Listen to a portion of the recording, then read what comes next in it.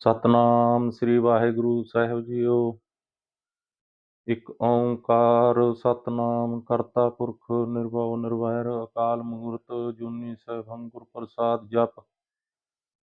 ਆਦਿ ਸੱਚ ਜੁਗਾਦ ਸੱਚ ਹੈ ਪੀ ਸੱਚ ਨਾਨਕ ਹੋਸੀ ਪੀ ਸੱਚ। ਵਾਹਿਗੁਰੂ ਜੀ ਕਾ ਖਾਲਸਾ ਵਾਹਿਗੁਰੂ ਜੀ ਕੀ ਫਤਿਹ। ਸੋ ਆਪਣੀਆਂ ਵਿਚਾਰਾਂ ਇਹ ਮਨੁੱਖਾਂ ਦੇ ਬਹੁਤ ਸਾਨੂੰ ਲੰਮੇ ਚੱਕਰ ਤੋਂ ਬਾਅਦ ਮਿਲੀ ਹੈ। 84 ਲੱਖ ਜੂਨ ਦੇ ਗੇੜੇ ਤੋਂ ਬਾਅਦ ਸਾਨੂੰ ਮਨੁੱਖਾਦੇਹ ਮਿਲੀ ਹੈ। ਸੋ ਇਸ ਦੇ ਵਿੱਚ ਆ ਕੇ ਮਨੁੱਖਾਦੇਹ ਦੇ ਵਿੱਚ ਆ ਕੇ ਅਸੀਂ ਪਰਮਾਤਮਾ ਦਾ, ਵਾਹਿਗੁਰੂ ਦਾ ਨਾਮ ਸੇਵਾ ਸਿਮਰਨ ਦੀ ਪ੍ਰਾਪਤੀ ਕਰਨੀ ਹੈ। ਉਸ ਪਰਮਾਤਮਾ ਦੇ ਨਾਲ ਜੁੜਨਾ ਹੈ। ਸਾਡਾ ਆਪਣਾ ਆਪਾ ਕੀ ਹੈ, ਇਸ ਦੀ ਪਹਿਚਾਣ ਕਰਨੀ ਹੈ। ਅਸੀਂ ਕਿੱਥੋਂ ਆਪਾਂ ਪੈਦਾ ਹੋਏ ਹਾਂ, ਪੈਦਾ ਹੋਣ ਤੋਂ ਪਹਿਲਾਂ ਕੀ ਸੀ, ਪੈਦਾ ਹੋਣ ਤੋਂ ਬਾਅਦ ਸਾਨੂੰ ਮਨੁੱਖਾਦੇਹ ਮਿਲ ਗਈ। ਉਸ ਤੋਂ ਬਾਅਦ ਜਦੋਂ ਸਾਡੀ ਮ੍ਰਿਤੂ ਹੋ ਜਾਂਦੀ ਹੈ, ਅਸੀਂ ਮਰ ਜਾਂਦੇ ਹਾਂ, ਉਸ ਤੋਂ ਬਾਅਦ ਸਾਡਾ ਕੀ ਹੋਣਾ ਹੈ। ਸੋ ਜਿਹੇ ਜਿਹੇ ਚੰਗੇ ਕਰਮ ਕੀਤੇ ਹੁੰਦੇ ਹਨ, ਸੋ ਚੰਗੇ ਕਰਮਾਂ ਦਾ ਬਦੌਲਤ ਸਾਨੂੰ ਮਨੁੱਖਾਦੇਹ ਪ੍ਰਾਪਤੀ ਹੁੰਦੀ ਹੈ। ਜਦੋਂ ਸਾਨੂੰ ਮਨੁੱਖਾਦੇਹ ਦੀ ਪ੍ਰਾਪਤੀ ਹੁੰਦੀ ਹੈ, ਉਸ ਦੇ ਵਿੱਚ ਰਹਿ ਕੇ ਅਸੀਂ ਚੰਗੇ ਕਰਮ ਕਰਾਂਗੇ, ਪਰਮਾਤਮਾ ਦਾ ਨਾਮ ਜਪਾਂਗੇ, ਪਰਮਾਤਮਾ ਦੇ ਨਾਮ ਦੀ ਬੰਦਗੀ ਕਰਾਂਗੇ, ਜੀਵਾਂ ਦੇ ਉੱਪਰ ਦਇਆ ਕਰਾਂਗੇ, ਫਿਰ ਸਾਨੂੰ ਦੁਬਾਰਾ ਮਨੁੱਖਾਦੇਹ ਮਿਲੇਗੀ। ਪਹਿਲਾਂ ਗੁਰੂ ਵਾਲਾ ਬਣਨਾ ਪਵੇਗਾ, ਮਹਾਂਪੁਰਖਾਂ ਦੀ ਪੂਰਨ ਮਹਾਂਪੁਰਖਾਂ ਦੀ ਸੰਗਤ ਕਰਨੀ ਪਵੇਗੀ। ਫਿਰ ਸਾਨੂੰ ਜੋ ਅਗਲਾ ਹੈ ਅੱਗੇ ਵਸਣ ਸੁਹੇਲਾ ਸਫਲਾ ਹੋ ਜਾਵੇਗਾ।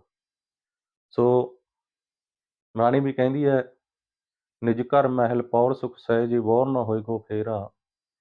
ਸੋ ਉਸ ਅਵਸਥਾ ਨੂੰ ਅਸੀਂ ਪ੍ਰਾਪਤ ਹੋ ਜਾਵਾਂਗੇ। ਸੋ ਇਸ ਕਰਕੇ ਜੋ 84 ਲੱਖ ਜੂਨ ਹੈ, ਉਸ ਨੂੰ ਵਿੱਚੋਂ ਇਹ ਮਨੁੱਖ ਭੜਕਦਾ ਭੜਕਦਾ ਇੱਕ ਮਨੁੱਖਾਦੇਹ ਵਿੱਚ ਆਇਆ ਹੈ। ਮਨੁੱਖਾਦੇਹ ਇੱਕ ਸਾਰਿਆਂ ਦੀ ਸਰਦਾਰ ਦੇਹੀ ਹੈ, ਬਾਦਸ਼ਾਹ ਦੇਹੀ ਹੈ। ਸੋ ਬਾਦਸ਼ਾਹ ਦੇਹੀ ਦੇ ਵਿੱਚ ਆ ਕੇ ਅਸੀਂ ਈਸ਼ਵਰ ਪਰਮਾਤਮਾ ਦੀ ਪ੍ਰਾਪਤੀ ਕਰਨੀ ਹੈ, ਚੰਗੇ ਕੰਮ ਕਰਨੇ ਹਨ, ਚੰਗੇ ਗੁਣ ਇਕੱਠੇ ਕਰਨੇ ਹਨ, ਔਗਣ ਛੱਡਣੇ ਹਨ। ਔਗਣ ਛੱਡ ਕੇ ਪਰਮਾਤਮਾ ਦੇ ਨਾਮ ਦੀ ਬੰਦਗੀ ਕਰਕੇ ਫਿਰ ਅਸੀਂ ਪਰਮਾਤਮਾ ਦੇ ਲੜ ਲੱਗ ਕੇ ਦੁਬਾਰੇ ਮਨੁੱਖਾਦੇਹ ਦੀ ਪ੍ਰਾਪਤੀ ਕਰ ਸਕਦੇ ਹਾਂ। ਸੋ ਇਸ ਕਰਕੇ ਵੱਧ ਤੋਂ ਵੱਧ ਸਤਸੰਗ ਸੇਵਾ ਸਿਮਰਨ ਦੀ ਪ੍ਰਾਪਤੀ, ਸੋ ਗੁਰੂ ਦੀ ਨਾਮ ਦੀ ਪ੍ਰਾਪਤੀ, ਸੋ ਮਹਾਂਪੁਰਖਾਂ ਦੇ ਨਾਮ, ਜੋ ਮਹਾਂਪੁਰਖ ਨਾਮ ਦਿੰਦੇ ਹਨ, ਉਸ ਨਾਮ ਦੇ ਨਾਲ ਜੁੜ ਕੇ ਫਿਰ ਅਸੀਂ ਪ੍ਰਾਪਤੀ ਕਰ ਸਕਦੇ ਹਾਂ। ਜੋ ਸਾਨੂੰ ਗੁਰੂ ਸਾਹਿਬਾਨ ਔਗਣਾਂ ਤੋਂ ਵਰਜਦੇ ਹਨ, ਮਹਾਂਪੁਰਖ ਸਾਨੂੰ ਔਗਣਾਂ ਤੋਂ ਵਰਜਦੇ ਹਨ, ਸਾਨੂੰ ਗੁਣ ਇਕੱਠੇ ਕਰਨ ਦੇ ਲਈ ਕਹਿੰਦੇ ਹਨ। ਜੋ ਫਿਰ ਅਸੀਂ ਉਹ ਗੁਣ ਇਕੱਠੇ ਕਰਦੇ ਹਾਂ, ਉਹਨਾਂ ਦੀ ਬਦੌਲਤ ਸਾਨੂੰ ਇਹ ਮਨੁੱਖਾਦੇਹ ਹੈ ਜੋ ਦੁਬਾਰਾ ਪ੍ਰਾਪਤ ਹੋਵੇਗੀ। ਸੋ ਇਸ ਕਰਕੇ ਜੋ ਚੰਗੇ ਕਰਮ ਕਰਕੇ ਪਰਮਾਤਮਾ ਦੇ ਨਾਮ ਨਾਲ ਜੁੜ ਕੇ ਫਿਰ ਅਸੀਂ ਇਹ ਮਨੁੱਖਾਦੇਹ ਨੂੰ ਦੁਬਾਰਾ ਪ੍ਰਾਪਤ ਕਰ ਸਕਦੇ ਹਾਂ।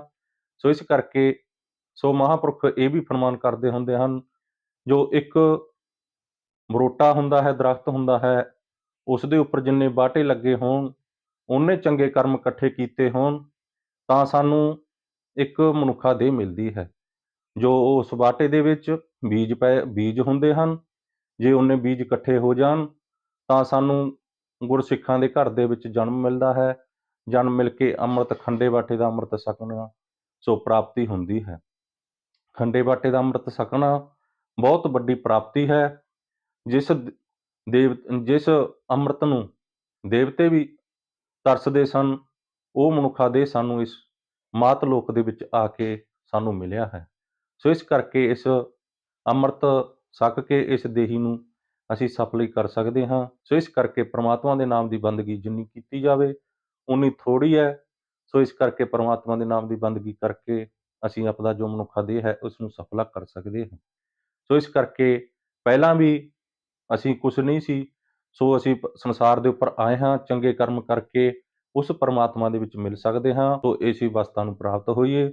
ਸੋ ਮਹਾਂਪੁਰਖਾਂ ਦਾ ਜੋ ਆਪਾਂ ਨੂੰ ਨਿਸ਼ਾਨਾ ਹੈ, ਇਹੀ ਦਿਨ ਰਾਤ ਆਪਾਂ ਨੂੰ ਕਹਿੰਦੇ ਹਨ, ਜਿਹੜੀ ਵਸਤੂ ਲੈਣ ਤੂੰ ਆਇਆ, ਰਾਮ ਨਾਮ ਸੰਤਨ ਕਰ ਪਾਇਆ। ਸੋ ਇਸ ਕਰਕੇ ਪਰਮਾਤਮਾ ਦੇ ਨਾਮ ਦੀ ਬੰਦਗੀ, ਮਹਾਂਪੁਰਖਾਂ ਦੇ ਨਾਮ ਦੀ ਜੋ ਆਪਾਂ ਨੂੰ ਮਹਾਂਪੁਰਖ ਸਿਖਾਉਂਦੇ ਹਨ, ਉਸ ਨਾਮ ਦੀਆਂ ਜੁਗਤੀਆਂ ਆਪਾਂ ਨੇ ਮਹਾਂਪੁਰਖਾਂ ਕੋਲੋਂ ਸਿੱਖਣੀਆਂ ਨੇ। ਸੋ ਇਸ ਕਰਕੇ ਬਈ ਵੱਧ ਤੋਂ ਵੱਧ ਸਤਸੰਗ ਸੇਵਾ ਸਿਮਰਨ ਦੀ ਪ੍ਰਾਪਤੀ ਕਰੋ, ਗੁਰਸਿੱਖੀ ਦੇ ਅਸੂਲ ਧਾਰਨ ਕਰੋ, ਅੰਮ੍ਰਿਤ ਛਕ ਲਓ, ਅੰਮ੍ਰਿਤ ਛਕੋ, ਅੰਮ੍ਰਿਤ ਛਕ ਕੇ ਜੋ ਅਗਲੇ ਅਸੂਲ ਬਣਾਉਣੇ ਹਨ, ਜੋ ਗੁਰਸਿੱਖਾਂ ਦੇ ਅਸੂਲ ਹੁੰਦੇ ਹਨ, ਪੰਜ ਪਿਆਰਿਆਂ ਦੁਆਰਾ ਜੋ ਆਪਾਂ ਨੂੰ ਪੰਜ ਪਿਆਰੇ ਹੁਕਮ ਕਰਦੇ ਹਨ, ਉਸ ਹੁਕਮ ਦੇ ਦੁਆਰਾ ਆਪਾਂ ਨੇ ਉਹ ਹੁਕਮ ਮੰਨਣੇ ਹਨ। ਉਹ ਹੁਕਮ ਮੰਨ ਕੇ ਫਿਰ ਜੋ ਸਾਨੂੰ ਈਸ਼ਵਰ ਪਰਮਾਤਮਾ ਦੀ ਪ੍ਰਾਪਤੀ ਹੈ, ਉਹ ਯਕੀਨੀ ਜਲਦੀ ਹੋ ਜਾਵੇਗੀ।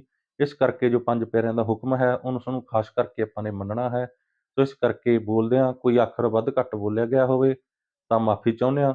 ਇਸ ਕਰਕੇ ਗੁਰੂ ਕੀ ਸੰਗਤ, ਗੁਰੂ ਗ੍ਰੰਥ ਸਾਹਿਬ ਮਹਾਰਾਜ ਮਾਫ ਕਰ ਦੇਣ। ਸੋ ਇਸ ਕਰਕੇ ਸਰਬ ਧਰਮ ਸਾਂਝਾ ਚੈਨਲ ਆਪਣਾ ਚੱਲਦਾ ਹੈ, ਇਸ ਨੂੰ ਵੱਧ ਤੋਂ ਵੱਧ ਲਾਈਕ ਕਰੋ। ਸੋ ਇਸ ਕਰਕੇ ਭਾਈ ਵਾਹਿਗੁਰੂ ਜੀ ਕਾ ਖਾਲਸਾ, ਵਾਹਿਗੁਰੂ ਜੀ ਕੀ ਫਤਿਹ।